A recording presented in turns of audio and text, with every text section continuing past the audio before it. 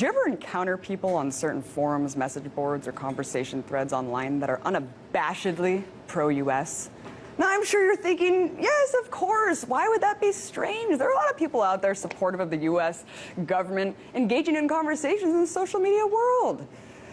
But I don't mean those people. I mean the online personas that, oddly enough, are unrelenting in their patriotic vitriol and troll for literally hours trying to debunk legitimate questions or any opposition to the establishment. Sometimes it almost seems like these people might even be getting paid to do it. I mean, how else could they expel that insane amount of time and energy on these comment threads trying to argue how wrong you are? Well, this might be old news to some, but last year it was confirmed that the U.S. military has been manipulating social media by using fake identities to influence conversations and spread pro-American propaganda. It's called Online Persona Management Services. And under the CENTCOM contract, it allows the creation of up to 10 sock puppet accounts for every U.S. serviceman or woman working on the program. The stipulations are that every fake persona must have a convincing background, history, and supporting friend networks so that it will remain undetectable from even the most sophisticated adversaries. According to The Guardian, the project has been likened by web experts to China's attempts to control and restrict free speech on the internet. And that critics are saying that it allows the U.S. military to create a false consensus in online conversations, crowd out unwelcome opinions, and smother commentaries or reports that do not correspond with its own objectives. Now, of course, according to CENTCOM, their only objective is to counter violent extremists and enemy propaganda outside of the U.S., and that it would be unlawful to address U.S. audiences with the technology. Wow, unlawful, really? Interesting. Because the newest version of the 2013 NDAA included an interesting amendment. This amendment legalized domestic propaganda on the American public. You heard me right. The newest NDAA wasn't just reauthorizing the indefinite detention of American citizens. It also allowed the U.S. government to legally carry out misinformation campaigns against the citizens of this country. But is this really surprising to anyone? I mean, the corporate media is basically a propaganda arm of the U.S. government anyways, isn't it?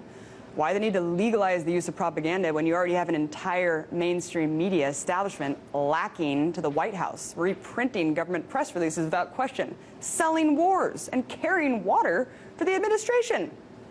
In fact, aside from everything I just mentioned, the Pentagon already spends $4 billion a year to influence public opinion, and the Department of Defense also spends hundreds of millions of dollars on information campaigns in countless countries occupied by the U.S. military. But perhaps even more disturbing than all of this is the fact that the CIA has already been infiltrating the biggest press institutions since the early 1950s. One has to look no further than Operation Mockingbird, a secret CIA campaign to spread disinformation and false stories to foreign governments during the Cold War. It did this by manipulating the media into focusing on propaganda, sabotage, and subversion.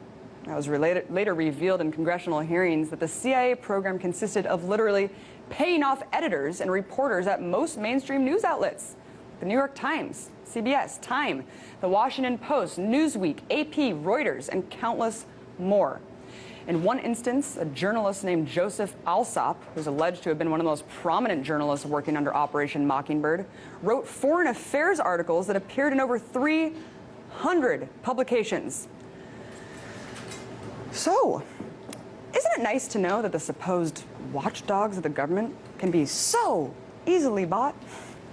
Even though the intent of this program was to focus on matters outside of this country, it undoubtedly influenced everyone living here at the time. People to this day could still be reading and referencing these articles, not knowing that they're completely fake. And sure, this is more than 50 years ago, but let's face the facts here. Our media is much worse now and has been much more easily compromised now. So how do we know that Operation Mockingbird still isn't in effect? Well, we don't. So, the next time you sit down to read the Sunday paper or visit an online forum, just remember, don't believe everything you read.